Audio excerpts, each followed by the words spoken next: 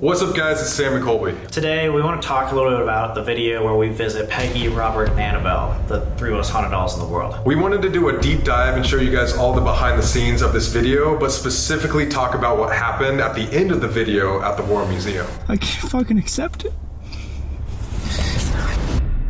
Speaking of at the end of the video, I want to talk to you guys personally about what's kind of been going on in my mind, what led to all that craziness at the end of the video, and what Colby and I have been kind of talking about moving into 2025. But before all that, let's start from the beginning.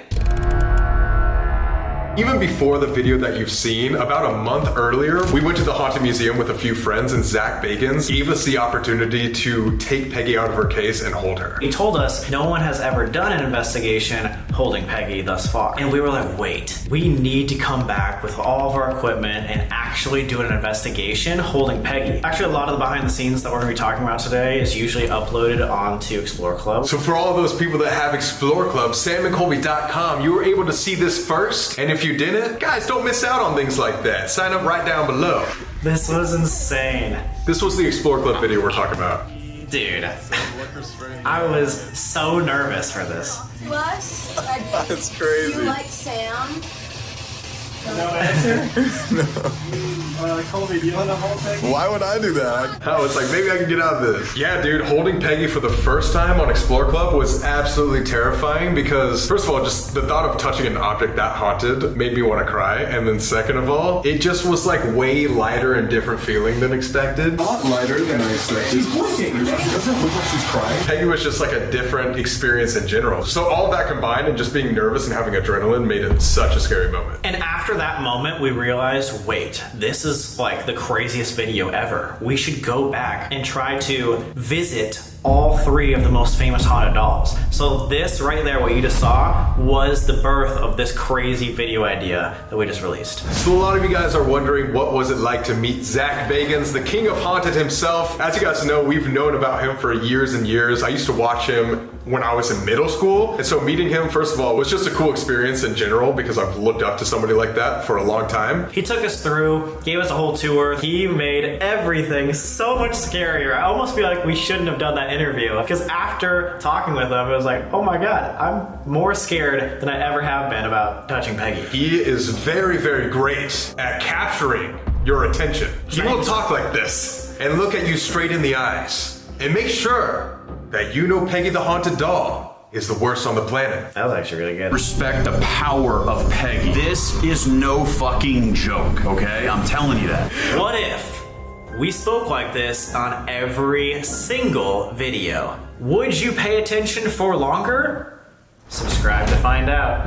And again, guys, we're not even making fun of him. We thought it was so awesome and it made the video and us just like way more scary and scared. I hereby give this opportunity to Sam and Colby to officially open the case of Peggy the doll and hold her. After that, it's all on you. Obviously, we did a full-on interview and a lot of that got cut, but one thing we realized after we posted the video is there's one thing that he says that foreshadowed the entire rest of the trip. We were those people to bring her out and get that close. What will that entail? You could do this, you could take her out of the case, you could hold her, and absolutely nothing happened. Right. We just don't know. But pay attention in the coming days and see if anything happens. So did anything happen in the coming days? Over that time, emotions got the best of us, that's for sure. It was an emotional roller coaster over the next couple of days, like traveling around to each of the other dolls. And I think we ended up learning a lot about ourselves and what we're able to do and what maybe these spirits push us to do sometimes. You guys will see in this video, and if you've already seen the main channel video, like how emotional it was. He was right, and I don't know if that meant that we did take something back from Peggy. We might have attachments, we don't know. Overall though, our experience meeting Zach Bagans was awesome. He was a super nice guy. Thank you so much for inviting us to your museum and letting us hold Peggy. Even the guy that was helping us the entire night was super, super nice. They gave us full access to the museum. Plus, they gave us some of the equipment that helped our investigation. That whole dead bell scene was only possible because they had equipment like waiting for us when we got there. Peggy, you have obviously shown yourself already. You are here with us. You've shown us with this writing planchette what type of entity you truly are. This was really intense. I could feel it like getting so intense during this, especially when the dead bell just kept going off. Oh my god. It's going in threes. I want to elaborate more on that feeling. Is that I say in this investigation that this has to be one of like the top 5 scariest investigations we ever did, and I meant that because, guys, not only like are we sitting right in front of one of the most haunted dolls in the world, but we're having physical reactions to it, to where like I was like sweating, we were both shaking, I have chills everywhere. our camera was moving. What is that? It was just an uncomfortable feeling all around. I really want to talk about that because I don't think we pointed that out enough in the main channel video. Our camera moved like a lot. Like you can hear the thuds hitting the wood and then you can see the camera moving like this. It wasn't like it was like falling over like on off a tripod. It was literally just shifting around as if it was getting tapped. Oh my god, the camera just fucking moved. That was such like a clear moment of, oh, she's trying to show not only us with the dead bell, but the world. He was like, hey, what's up to all of you guys out there? Are you Peggy, the little girl that everyone says you might be? It's like, look, What is that? look, you can see it move. Just pay attention to the left The camera side. just fucking moved. What the hell? It's shaking. It's shaking over and over and over again. I will say my back hits it one time, but the first 2 times you can clearly see that I'm not touching the wall. And the bigger shakes were before that. It was like thuds. Like I think something was walking in, or if it was tapping on the camera itself. Peggy was trying to make itself known. That was a super active investigation. Insane. Hey, if you guys like these deep dive into our main channel investigations, you know what to do. Click subscribe. We're gonna be doing this way more often, but only if you click subscribe. That's the only way we know if you really enjoy these types of videos.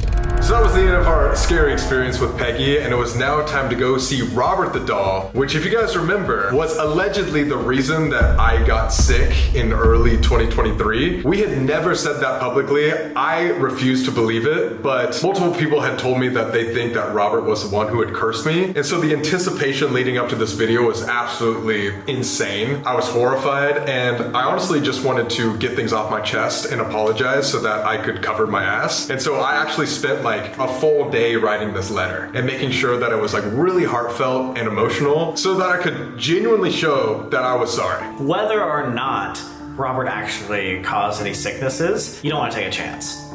As you guys know, there are over 10,000 apology notes to Robert because of relationship problems, bad health, things like that. And so yeah, of course I'm gonna come prepared with a letter. 3, 2, 1.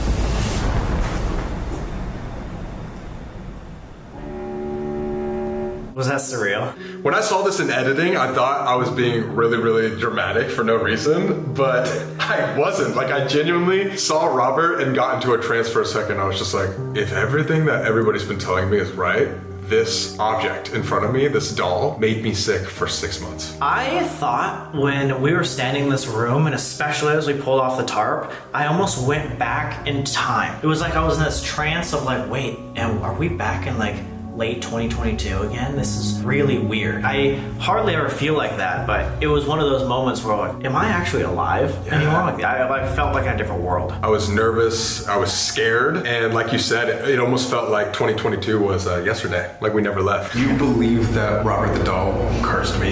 Yes, absolutely. Yeah, the intention of your guys' video was to come in and see if he would do it.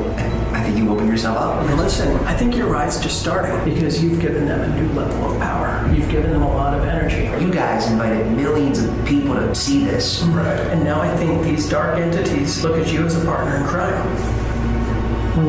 That is so scary that us filming these videos maybe enables like more energy to be formed, and we essentially are helping these spirits out. You saw a lot of comments saying that Robert might have been the culprit of your sickness, but hearing that in person, how did that make you feel? I have never ever had somebody to my face in person say like, oh, this is the reason why you got cancer. It was horrifying. We hadn't apologized yet, so like I still had like a little bit of a sliver of like hope in me where I was just like, okay, well, I was very sincere in this letter. If I just deliver this apology well, then I should be fine. But to have somebody look you in the eyes and say like, oh, your journey is just starting is not like a cool thing to hear. It's just plain and simple scary. And it's like one of those things where like, I can't think about that too much, even to this day. It's just not healthy. So like, all I can do is just take what he said with a grain of salt, hope and pray to God that our apology worked, and move on. It's just so weird how much over time ghost hunting has ended up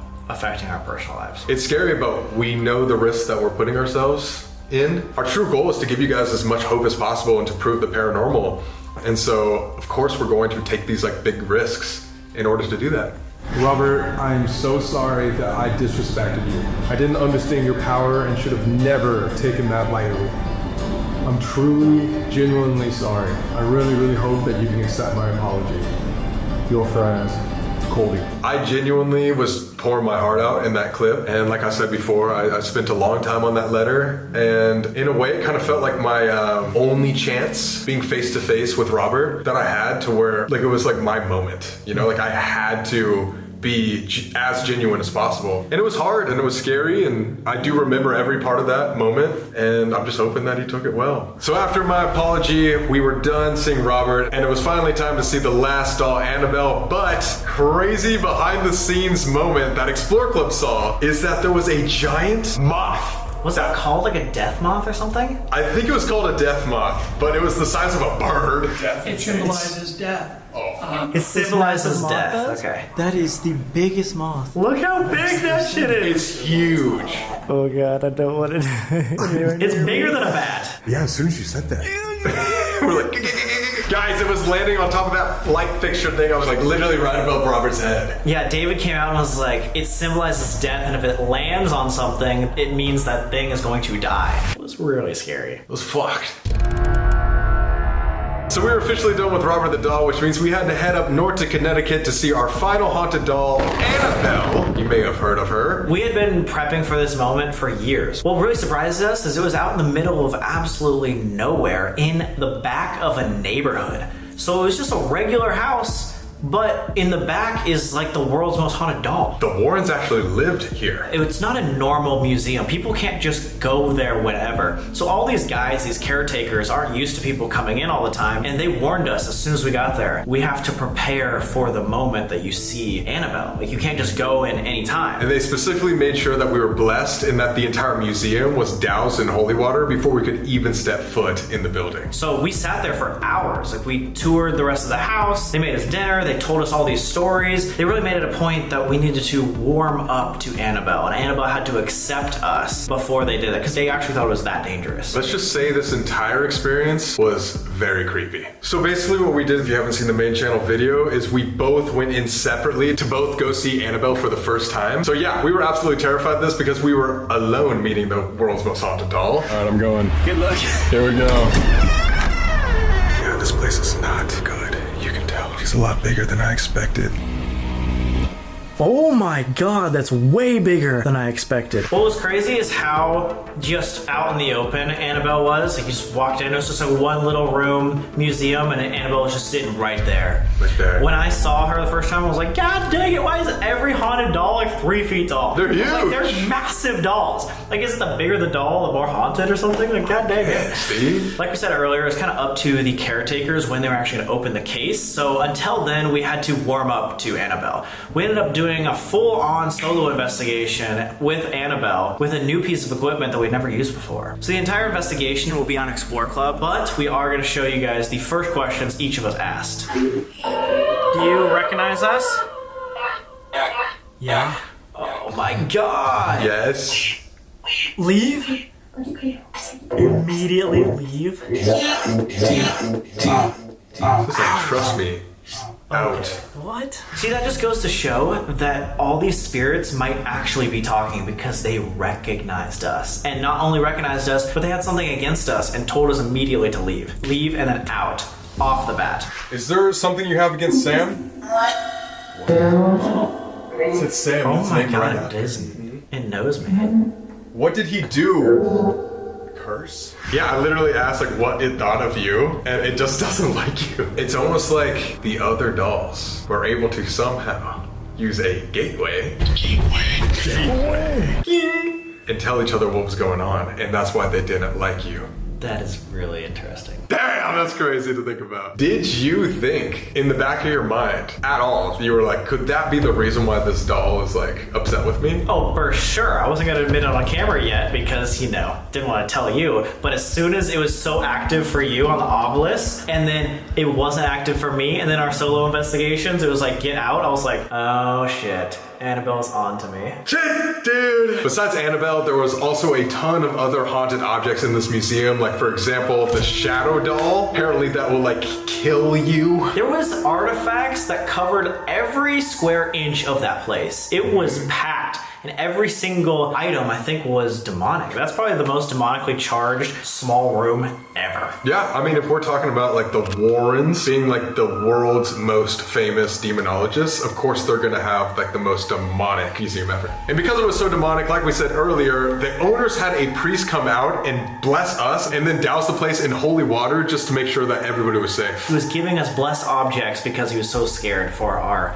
protection. Command in the name of Jesus Christ, and I bind any spirits that are contained in these artifacts to stay where they are and to do no harm to these two young men.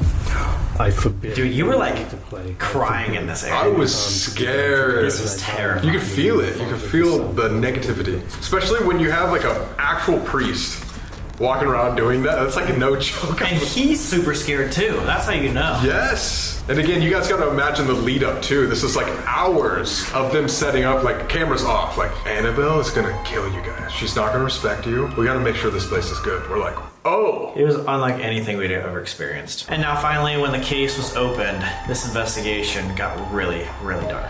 Watching this back in editing was so scary and everything made sense. We would love to speak with Annabelle. If you're here, can you give us a sign? Believe. We full-heartedly believe. We came here to talk to you. You have a plan? Like a question mark? Don't play around. Ah! I asked you, how fucking crazy is that I am a conduit and I am Annabelle, but I'm also Colby, asking you. Like, I say it and I didn't know. I said, you have a plan. Don't play around. And I didn't register in my own head that you were fucking up to something. I had That's a plan. Crazy. I was messing around with the demons. That is insane. I say it. Very meta for sure. That's just crazy. Annabelle was trying to tell me. Through me. Earlier, you were talking more directly. Only? You're talking only, I guess, to Colby. Is there a reason for that? Separation. We visited Gateway? Separation and Gateway. Gateway again. We got Gateway multiple times throughout. Are you connected in any other way to other haunted dolls? Everybody against you. Everybody's against Connected you. to everybody. Throw them under. Everybody Yeah. against you. You do it. Talk to the people. Are there multiple people talking with us right now? Only one? Oh. Just one, but it's connected to everything else. Ghosting. How do we know that you're actually... This is crazy. No heaven. Dude, now it makes so much sense watching this back and thinking about how Annabelle like knows of your plan. She is literally talking to you directly, being like, only you. It called me out. It was calling you out. And I think both Robert and Peggy knew what was going on as well for some reason. Just all the SS methods made sense, and it was like kind of terrifying how it all came together. It definitely makes sense now that we're talking about it that Annabelle could be in communication with the other dolls, and they're all connected. Gateway. Connected in the afterlife, somehow. They are a gateway. And they wanted us to separate? How the fuck didn't know that? Speaking of them knowing that they knew what you were up to, guys, we were originally going to react to the end of this video that hopefully you've seen together, but I think it's probably just a way better idea for you to personally one-on-one tell everybody your headspace at the time. We've talked about this a lot since this happened. We filmed this a couple months ago, and I've explained my reasoning, and we even had a conversation that day in the car about how much all this paranormal stuff has been affecting me. But I definitely took it too far, and I want to talk to you guys about that. But in general, though, I am still very sorry that that happened. We learned the boundary, and I crossed that, and that's not something I want to do anymore. Guys, and this is me saying this again, it's totally fine. I understand your perspective. We've talked about this multiple times. We've moved on. We have like a plan and know what we're going to be doing for the next year. So yeah, it's all good. I'm trying to do this because that's the point of the channel. It's the reason why we started. You know? Queen Mary, I still think about that all the time. I just don't understand, like, why you don't drag me in and just, like, let me help. You know why. You know why. We're on different sides of this coin, man. You believe. You've always believed. For some reason, no matter what we get, I can't fucking accept it.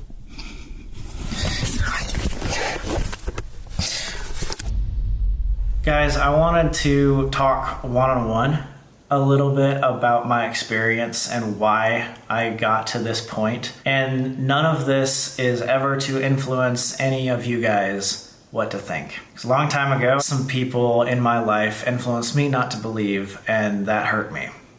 That hurt me a lot. It made me not have the hope that I needed to have a fulfilling life. I actually was very, very sad about my outlook on life prior to the Queen Mary. And that's why when we did have that experience that night in B340, it affected me so much. I remember running to my parents after that first experience, being so happy, even though it was so negative and so like almost demonic. It sparked a hope in me that I had not had in a very, very long time. And that is one of the main reasons that I love ghost hunting. You know, as humans, we want answers. We want there to be some more fulfillment and some hope. And that is what this gives me.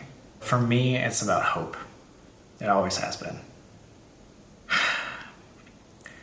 This year, I kind of lost that. For the first time in a long time, no matter what happened, although I experienced some amazing things, I still had a lack of hope. And so when presented with this opportunity, I was like, I'm going to do whatever possible to make the craziest paranormal encounter I've ever had, because I need to be certain. Unfortunately, I was willing to do anything in order to get that, including putting my best friend in danger. And to that, I'm very sorry. It was selfish. I'm sorry to you guys also for showing that. I think it's normal for people to go through spans of hopelessness. I think it's normal for people to question these things. And a lot of the reason that we put these videos out there is to help you question things, is to help you see the other side as much as humanly possible. But this is not the way to go about it.